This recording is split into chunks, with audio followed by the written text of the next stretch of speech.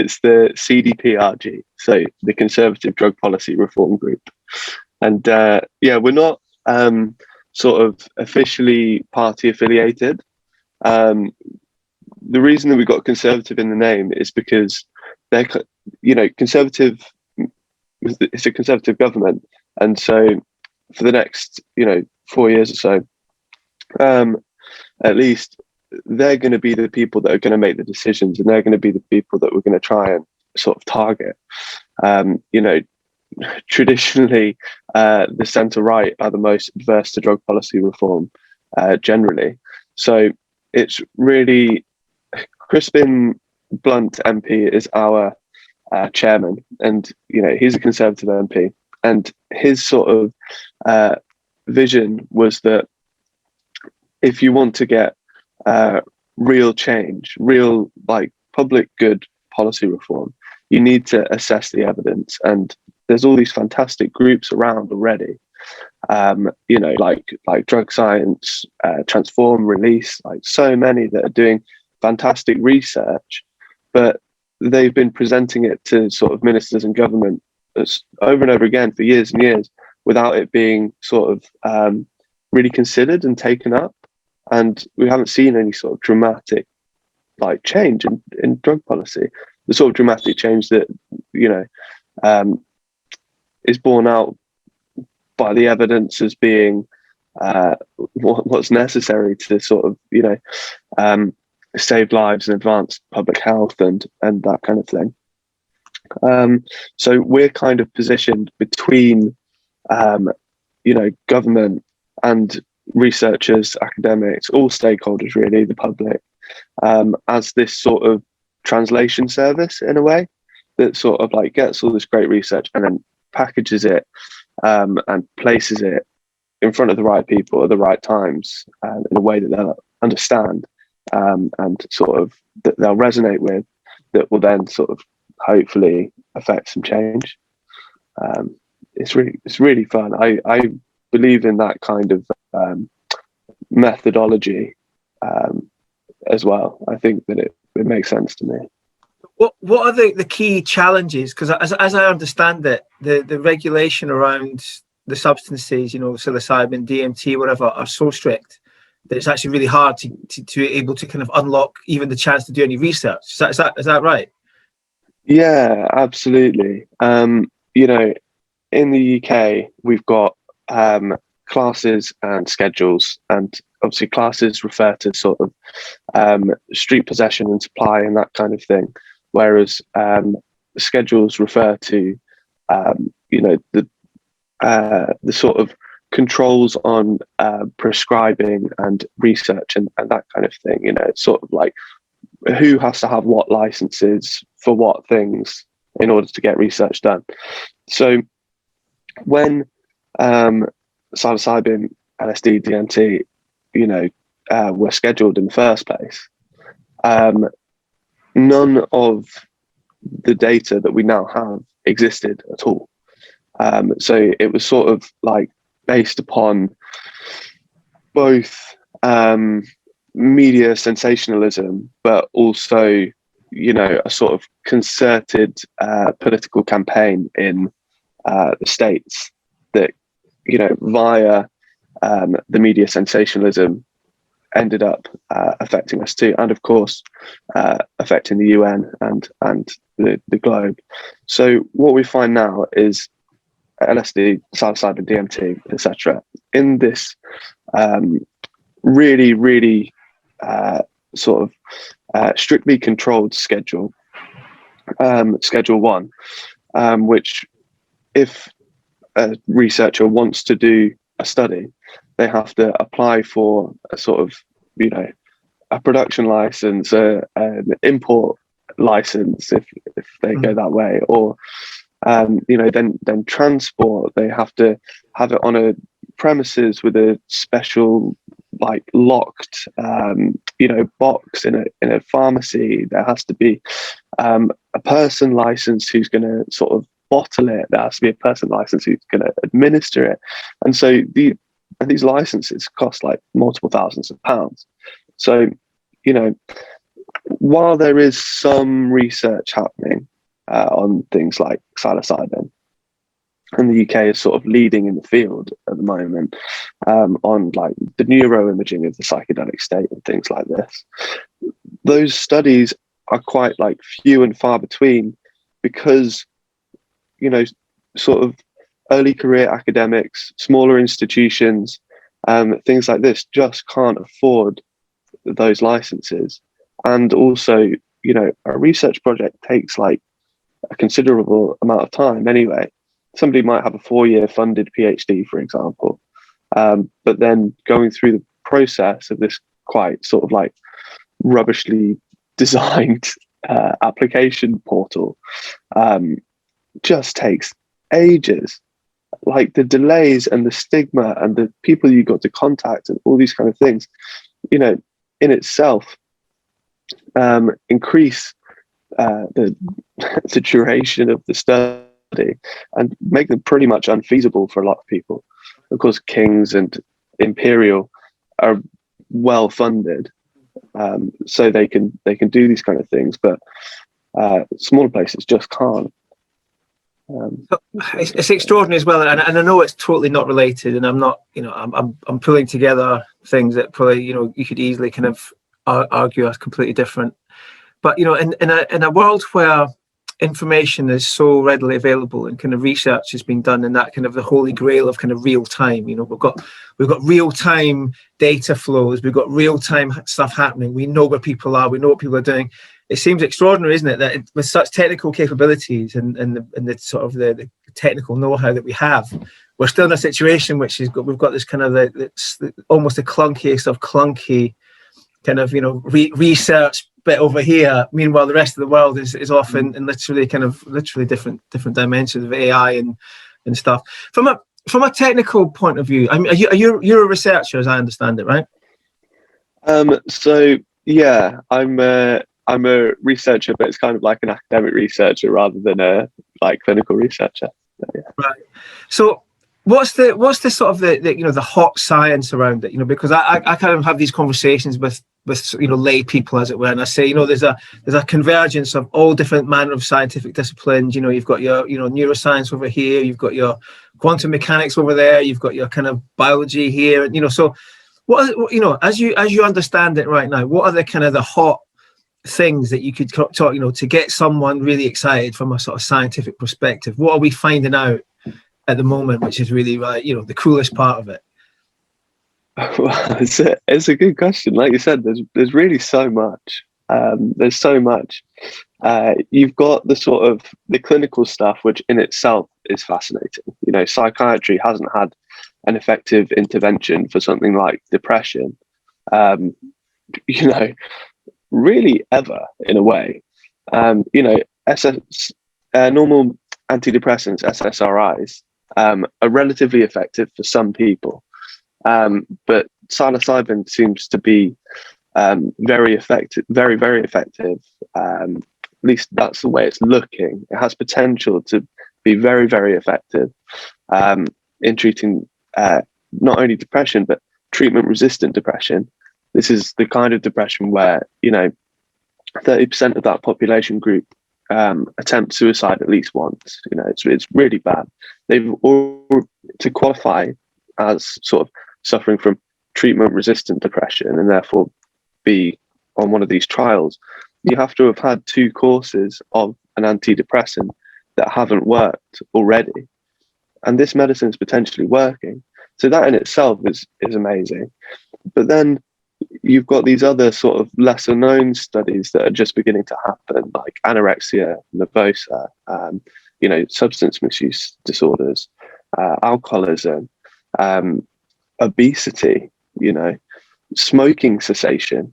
Like the data on smoking cessation from a single study, you know, small, but it's just amazing. Like some of these people that have, you know, smoked up to like, I think it was close to like 60 cigarettes a day sometimes for like 15 years, will like not smoke again after a couple of psilocybin assisted psychotherapy sessions.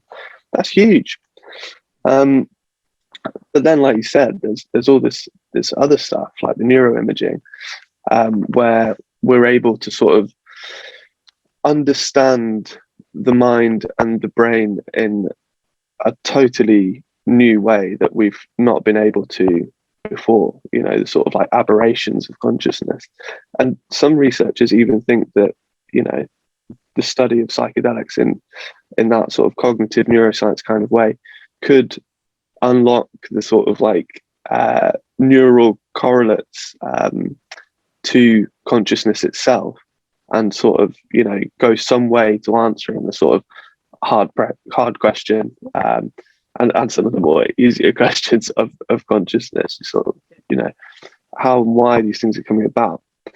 But then also, one thing that's always been found with psychedelics is that, you know, in indigenous cultures, their sort of traditional use is bound up with all sorts of quite, from a sort of, you know, American Eurocentric rationalist scientific paradigm, quite weird and wonderful, bizarre occurrences, you know, sort of divination, and sort of entity encounters, and, you know, all these kind of parapsychological, we would call them, and paranormal events, you know, even sort of, you know, clairvoyance, clairaudience, like, you know, contacting other places. And this is kind of under researched in sort of like Western contexts, and we could sort of think, oh well, it's about belief systems, and, you know, those people over there kind of believe something different. But what I think, and I think this is, we're going to be able to see it, is that over time, when we've got increasing sample sizes, so more and more people undergoing psilocybin assisted psychotherapies, etc., you know, in DMT trials, things like this, we'll see more and more these sort of like weird occurrences happen that need to be accounted for in sort of some way that don't quite fit our current sort of understanding. And some people might sort of like, you know, reduce them to sort of like aberrations in the brain from taking the drugs or something like this. But oftentimes those kind of experiences are very, very, very subjectively important to the people that experience them. Yeah. You know, contact with ancestors or deceased loved ones or whatever it may be. Yeah, I mean, I guess that's both the beauty and the difficulty, isn't it? Because, like, if we're talking to, you know, the lay person, and we can relate it to, you know, most people have some sort of experience with a problem, so called, you know, like an addiction problem or a problem with depression or whatever.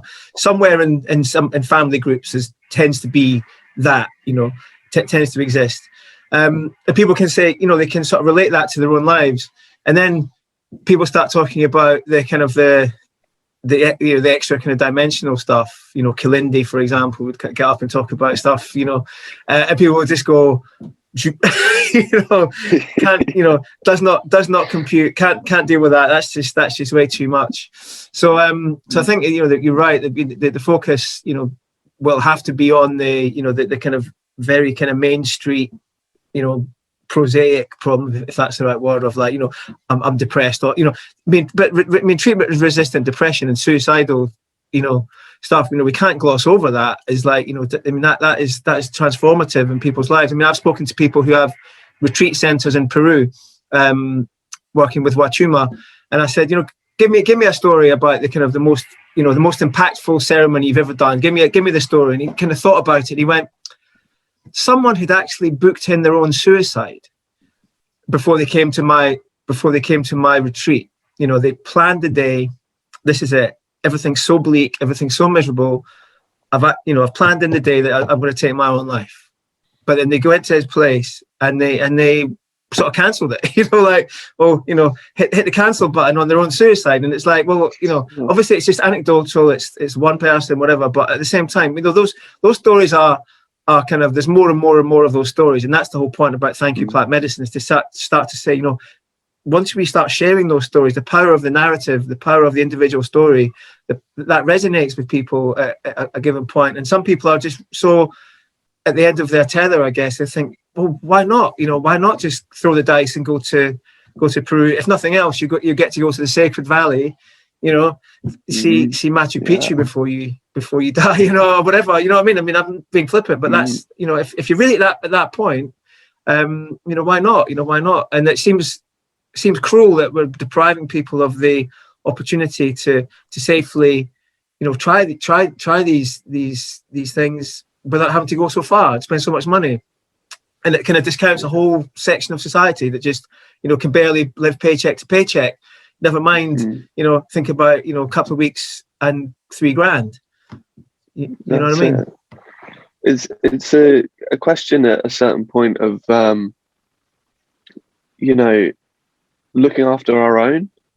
And this kind of comes up quite a lot within our messaging, you know, both in the, you know, there are so many veterans that will come back from service with post-traumatic stress disorder and things like this. You know, they've served their country, and then the mental health provision afterwards, when they think they're going to be treated like heroes and things like this, you know, the mental health provision isn't there, and when it is, it's not effective.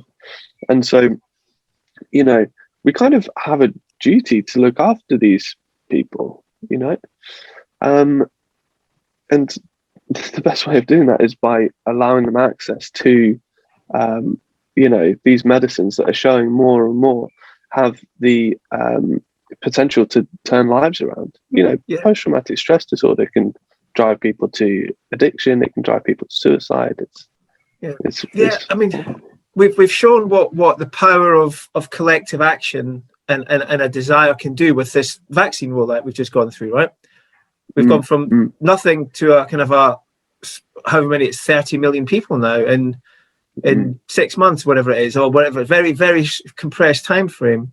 So the fact that you're still arguing over whether something which is kind of, you know, like a cactus juice, you know, aloe vera or whatever, you know what I mean, is like, you know, it is safe to take, it seems quite extraordinary, you know, because it wouldn't take very long to work out that it's, you know, it's non-toxic, cannot do anything to you at the physical level.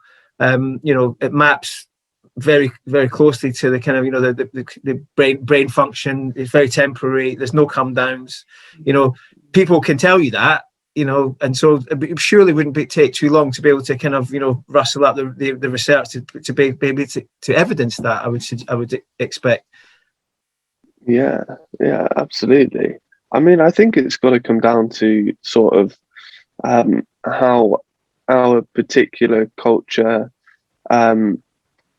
like thinks of altered states of consciousness generally.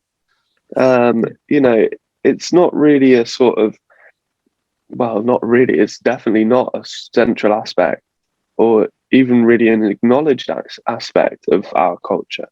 You know, in other ones, like, you know, various groups of people in the Amazon, for example, where it's not only something that's sort of like acknowledged, but it sometimes is absolutely sort of central to their life and their community building and their worldviews and things like this. Whereas for us, if people sort of spontaneously enter into altered states of consciousness, we want to sort of confine them or treat them and make those altered states of consciousness stop.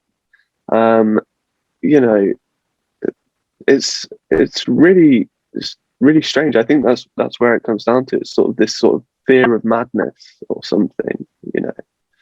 Consciousness is a sort of a slippery term, right? It's quite difficult to sort of really pin it down, right? So what's your kind of definition of what consciousness is? Because it's one of these ones where, you know, I read it a lot, and I'm just like, I'm still haven't really got to a kind of an adequate definition. What's your kind of, from a, you know, personal researcher point of view, whatever, what is it? What are we talking about?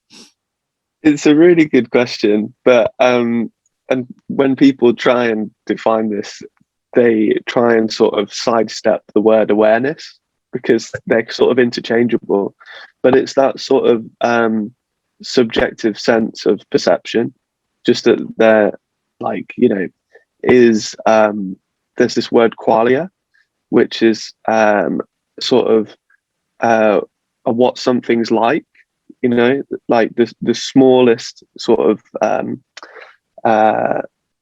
of piece of sort of awareness or perception, or sort of, it's like something to be aware, you know, there's a certain something that can't be quite sort of pinned down, for something that it's like to be a human, something that it's like to, you know, have a body, you know, to be whoever we are, you know, like, and so that's how I think about it.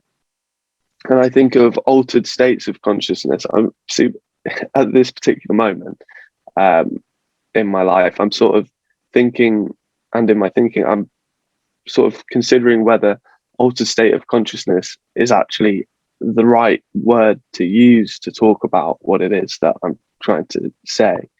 You know, some people use non-ordinary states of consciousness, but then that seems quite sort of, you know, Eurocentric, like I was saying, where we value this one state of consciousness, sort of awake, alert, you know, productive, you know, something like this. And the other ones, like dream states or hypnagogia or, you know, anything, are then sort of not ordinary. But in other cultures, like we've said, it's totally ordinary to be in a state of consciousness, or, you know, have consciousness of a celestial being or something. You know, it's not non-ordinary. So an altered state of consciousness, again, I think of kind of like, you know, as if it's changed away from something, as if there's like something that it's like to have a base level of consciousness that then is changed. Whereas, you know, phenomenologically, our life and mind and world is this constant fluctuation of emotion and thought and feeling and perception, without a sort of there necessarily being something that could be called a base level and an extreme. It's just sort of fluctuation. No, I know it's a very difficult one, and I suppose that's the sort of the Western, like you say, the Western mind wants to classify and separate and you know, neatly put it in tables, whereas maybe in sort of other, you know, traditions, it's more about a feeling, and you can't describe it, and the ineffable is literally the ineffable because you can't. I always think it's weird, isn't it? Like when you think about our base ordinary state, is like we're on this kind of like, you know, floating rock in a potentially infinite space, with surrounding a kind of fiery thing in the sky which heats us, and we've got all these creatures and animals around us and all this stuff. And it's like, oh well, that's just, yeah, you know, you know, it's like, you know, it's pretty cool. I mean, I've seen my wife give birth. And we've got fortunate enough to have children, and blessed, and I've been in that situation with her. I mean, but she says to me, like, the state that you get into as it's happening, and it's like it's the relationship between, you know, the baby and you're working together in this sort of state. And I'm like, it really sounds like a psychedelic state that you're in, you know, like, you know, traditional, like you're kind of almost outside of time. There's a process that's happening which is beyond your critical faculties. You know, you're not going to sit and, you know, fill in a spreadsheet while you're doing it. You know what I mean? It's like you're in a, you know, non-ordinary state of consciousness in the act of actually, you know, birthing a human, you know, who also shares in the same stream of consciousness, whatever, and will become that representation. And I think it's, you know, just the very miracle of that, you know, is worth kind of sitting back and contemplating in itself. You know, before you even start discussing about psychedelics, the whole process of life and formation is just so extraordinary that to kind of, you know, I guess the what do they call the materialist reductionist? Is that what Rupert Sheldrake calls them? It's like, you know, the hardcore materialists, where it's just like, you know, I'm not, my brain isn't sort of sharp enough to do that deep philosophy part of it. You know, I can follow it to a point, but then I just sort of lose my bearings a little bit. but no, I'm really interested in that, and just the sort of the desire to reduce everything to, well, you know, it's just drugs, or it's just, you were just this. It's like, have you done it? Have you actually experienced it? You know, then, you know, you might have a different sort of different take on it, you know. Not that, you know, one enforce on anyone. So from the work that you're doing, you know, with the Conservative Drug Policy Reform Group, CD, you know, that, you know, PRG, I think. I will get that right in the edit, right? Don't worry. And then it's so from where we are today, right? So we've got all this. We've got the kind of the millennia of indigenous wisdoms that are kind of, there's, you know, there's the people that are still holding that wisdom. We know where they are. You know, we've got access to them, and that's becoming kind of more and more of a thing. People that is spreading to the point where it's kind of too spread too far to put the genie back in the bottle, as it were. You know, it seems to me that it's gone. You know, it's not, you're not capable of rubbishing it and pigeonholing it anymore and sticking it back in its box, because people are, you know, it's out now. So we've got the millennia of the knowledge, millennia's worth of knowledge. We've got the anecdotal evidence. We've got the research, which is showing real promise. So from where we are today, what is the kind of focus of your work in terms of, you know, pushing the whole debate forward? What's your kind of short term and medium term sort of, you know, what you're doing in the short and medium term? So at the CDPRG, we're actually working on something that's called the Accelerated Access to Palliative Psilocybin campaign. So we're sort of working on a route to access of psilocybin-assisted psychotherapy for patients suffering from advanced metastatic cancer, and the sort of distress that comes with such a sort of diagnosis, and the knowledge of your sort of, you know, mortality and that kind of stuff. We're hoping the sort of publicity that we can create around this will lead to both, you know, we're hoping that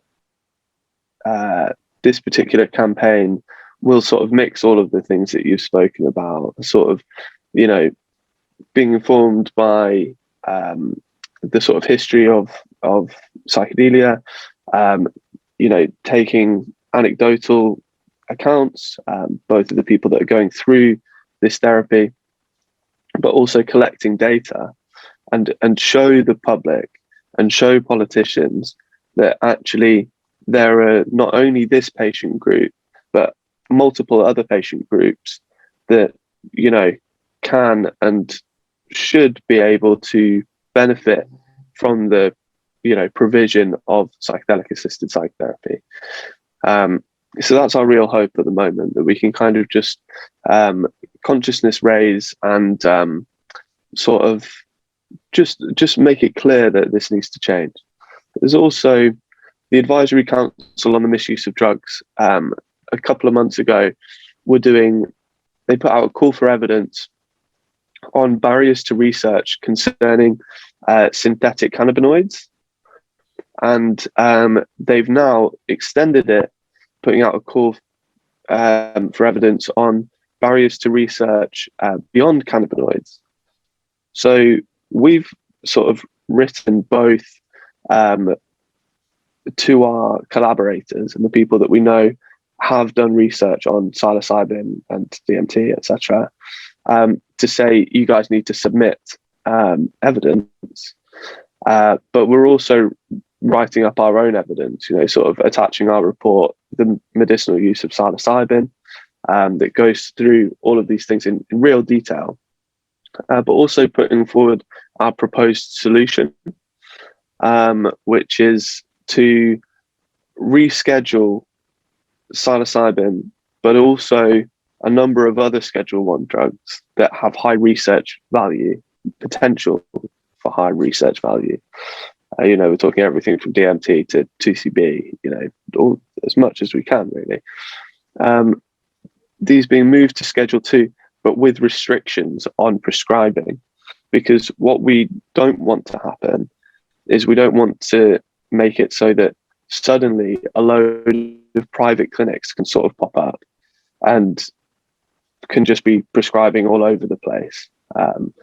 What we want to do is sort of allow the research to happen so that we can, prove to everybody the safety and efficacy of these medicines and, ultimately expand access. But expand access responsibly, really. And how there are two things going on in that. In terms of the tactics that you're kind of using, so I guess you're taking a very sort of, slow and steady approach, so we don't end up with, like you say, a kind of a irresponsible expansion of access. So then it becomes, you're back to square one then, because it just takes one negative story and then everyone just revert to kind of schedule one. So what kind of tactics are you using? I mean, who are you putting pressure on? How are you doing it? What's your kind of information sort of rollout? What's your media strategy to do that? So we are lucky enough that our chairman, Crispin Blunt, is obviously a member of the Conservative Party and relatively very well connected within it. He's a respected member, so he speaks to people both that he knows are already sort of sympathetic to some of the arguments that we're making. We sort of get them on board to also have conversations. But also we've got a sort of stack of evidence that we've compiled and created that Crispin and also Jeff Smith, who's a Labour MP, they both co-chair the all-party parliamentary group on drug policy reform. We've got a stack of evidence that they handed over to Kit Malthouse, who's the Minister for Drugs in the Home Office. And ultimately, he'll be the one who commissions the Advisory Council on the Misuse of Drugs to have a review of psilocybin or whatever, happens, a review of its scheduling, and will then recommend that he sort of put in place a statutory instrument or whatever it may be to change the legislation so that research can be facilitated. But what we find is that when you speak to one department, for example, when we're speaking to the Home Office, they'll say things like, "Oh, well, we need to consult on this with the Department of Health." And so you've presented all this evidence, and then you have to go to another department and you have to do the same thing. And it becomes a bit of a game of tennis where nobody really wants to sort of take responsibility and champion it.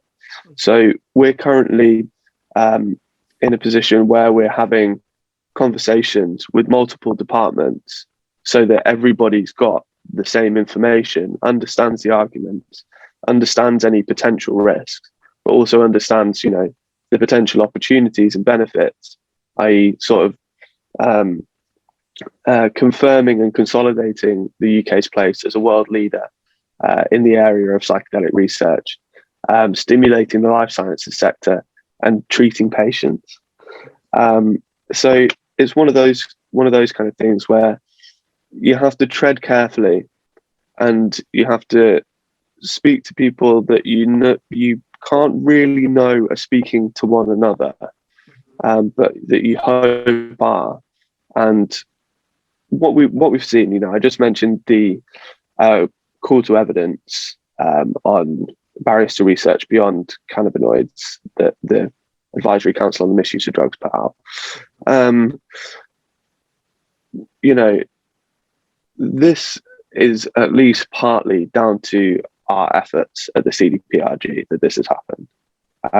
Before they were thinking about synthetic cannabinoids, but we've been putting out this evidence, we've been sort of speaking to people within all these departments, and now we're seeing this thing that looks like a reevaluation of scheduling, could potentially lead to a reevaluation of scheduling, which is something that the Home Office have been or the ACMD, sorry, have been thinking about a bit for the past 20 years. You know, like it's been something that they've thought about, and it's been kind of on the radar, and that has even been recommended that they do, but that hasn't happened until now. So yeah, things are moving a bit. So a couple of things, and you know, we've got this kind of network of think tanks, you know, proliferation back end of the sort of 20th century. There's loads of them now, and they're writing policy papers about, you know, everything. There must be, you know, maybe on the sort of libertarian end of the spectrum, some people who want to look at this. There might be some people who maybe had, you know, within these places themselves have had experiences and might think this is an area worth pushing. In terms of that, you know, that sort of, you know, that area, is there any kind of insight into how that's moving from? I'm talking about, so say you've got like a, you know, a policy. I'm thinking you've got the Policy Exchange, you've got the Adam Smith Institute, you've got this kind of network of think tanks. You know, the Fabian Society. You know, you've got all these different sort of, you know, across the political spectrum. You have people who are writing policy papers the whole time. What sort of interest are you seeing, if any, or is this not something you've looked at up till now, about what's happening across that, you know, the kind of on the policy wonkery side of it, you know, or on the kind of position papers, or the thought leadership sort of society, you know, community? Well, our Psilocybin report was actually written in collaboration with the Adam Smith Institute. So that is sort of indicative of, you know, both their sort of like interest in this particular issue, but also of their receptivity to our sort of views on it as well. So I can't speak for, you know, multiple think tanks, but the Adam Smith Institute, at least, is sort of on board with this kind of thing. And I think that it's probably true of, you know, some of the others that you've spoken about as well, the sort of libertarian groups, because, you know,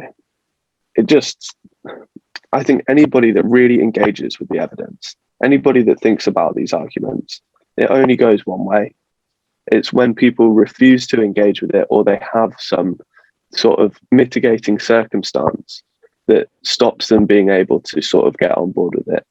For example, you know, the sort of like normal emotional responses, but then also, you know, the sort of stigma and career positions that people have to take. In, you know, Kit Malthouse has at least been exposed to this evidence. Whether he read the whole report himself, I'm under no illusions, he probably didn't. But like, you know, his advisors and our conversations with him and that kind of thing have exposed him to these fantastic, like, watertight arguments. And then he's passed the ball to the Department of Health and, you know, etc. And it's like he could have taken it up and championed it, but there's a difficulty around the stigma and things like this. So that's my reading of it, at least. There are just some barriers in the way of sort of people championing the clear evidence. In terms of, you know, like, so you've got, you know, the approach that you guys are taking, which is, you know, research first, you know, going through the kind of, you know, the painstaking work of trying to get some political movement. What's your view on sort of other parts of the push, if you like? So if you've got people, if there's a kind of a push in this direction of, you know, making it, you know, responsibly available, right? What's your view on the kind of other areas of this? So you've got people, you know, who will be advocating at kind of a grassroots level, you know, drug policy reform groups saying, you know, we think it's, you know, the drug war on drugs has failed. It's a blight on society. It's unfairly penalising whole communities, all that stuff. So you got that part of it. You got people who are like, you know, I should be free to do what I want with my own brain. You know, nature is provided this information. I'm going to take advantage of it. Why? You know, who is the state to tell me what I can and can't do? You know, so you've got different people kind of coming out from kind of slightly different perspectives. Take for example, we've got decriminalized nature in the US, which is having a lot of success at the local level and sort of changing kind of legislation because they have obviously different legal frameworks and whatnot.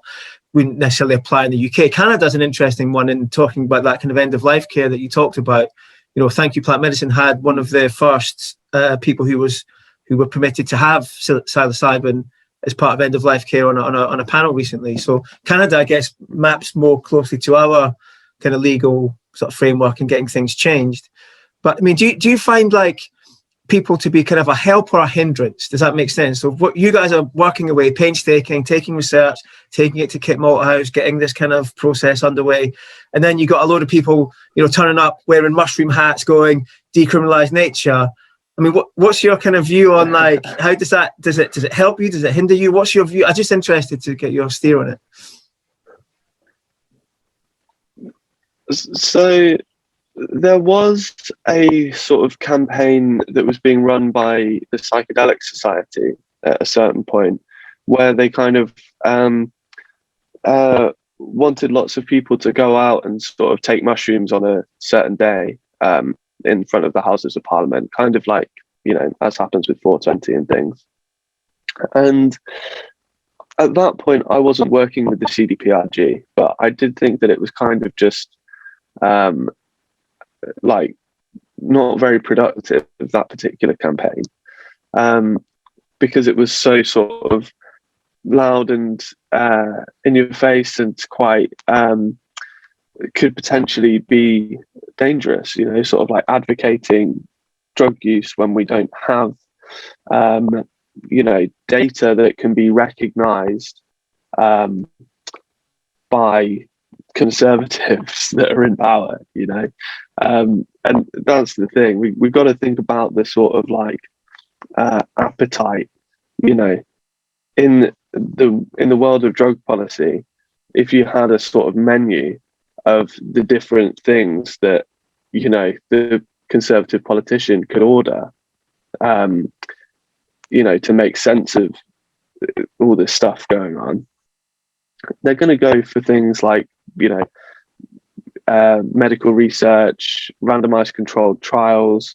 They're not going to go for the group of people outside of the Houses of Parliament sort of, just saying that they've eaten loads of mushrooms on that particular day. It's just like, but there's like, that's not to say that there's no place for groups that are doing this in other ways. I think there absolutely are. Like the larger sort of public awareness of both the barriers to research, but also that there's an argument for a wellness market.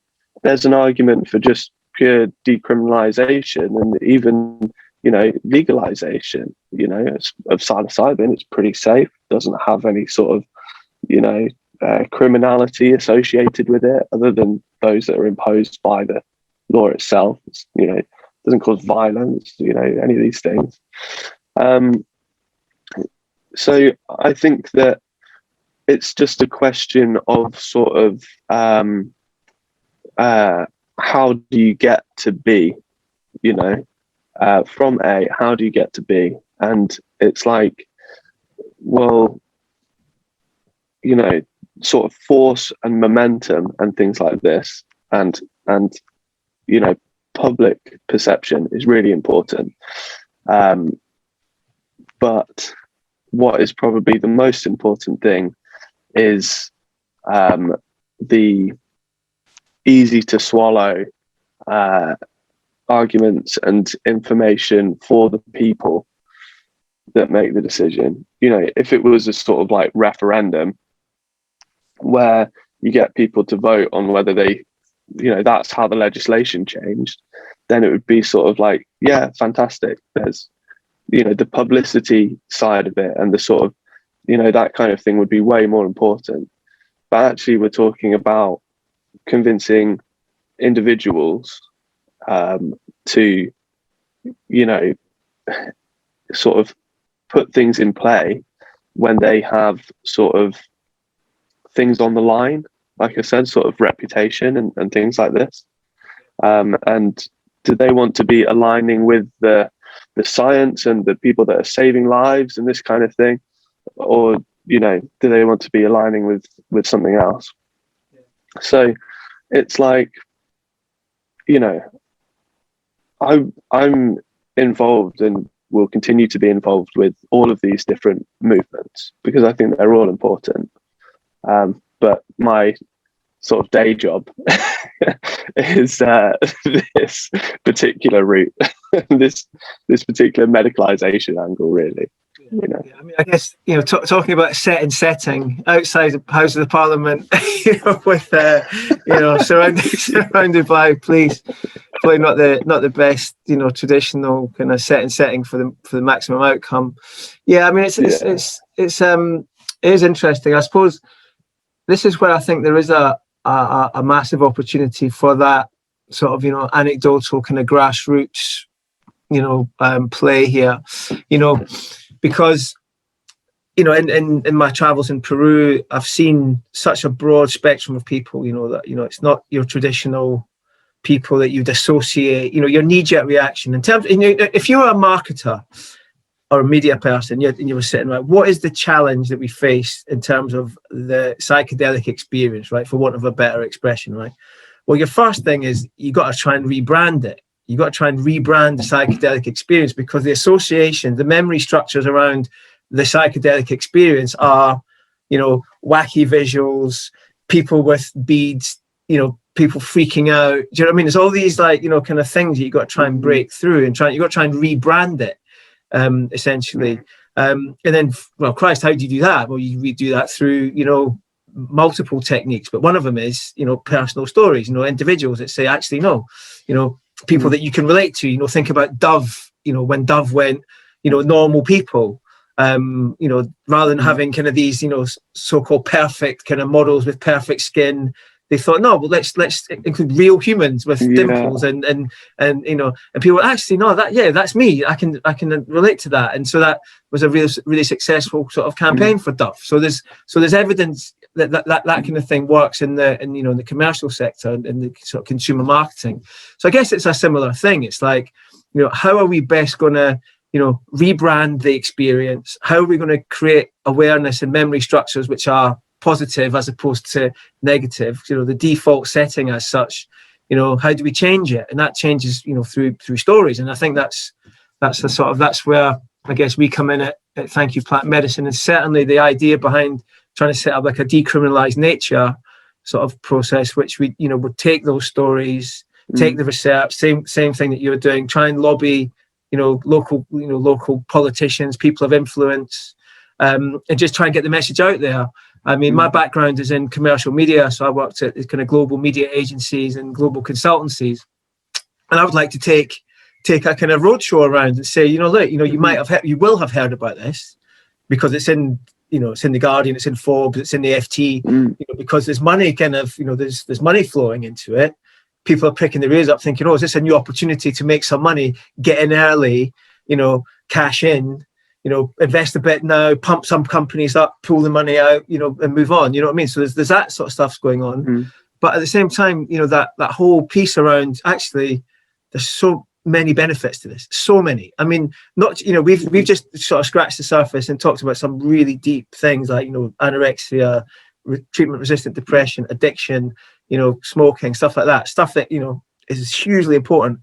We haven't even got onto that, the kind of more subtle benefits around physical health, as we kind of, the distinction between mental and physical health blurs and it just becomes health.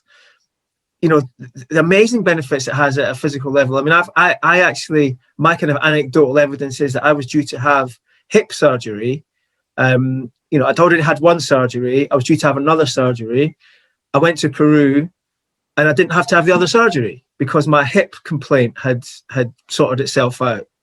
And I've spoken to ex-professional rugby players who've had like multiple concussions, and had their kind of, their mental health and physical health restored after a brutal career at the highest level, elite sport, and that's, there's more research going into that sort of, those sorts of areas. And that just opens up so much stuff. I mean, so much stuff, that we haven't barely even touched on because we're still in the sludge of the it's really hard work. You're getting battered around between different. I mean, you must be sometimes just like, oh, it's just like, if you can only see.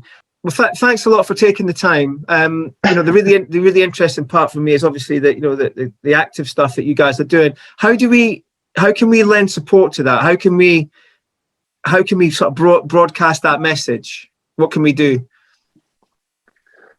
Well, the most helpful thing is writing to your MP, really.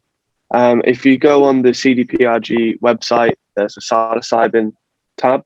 And if you go on that page, there's a template that you can use that basically draws attention to this issue and says, look, these things need to be thought about. We need to open up and unlock the possibility of research into these things.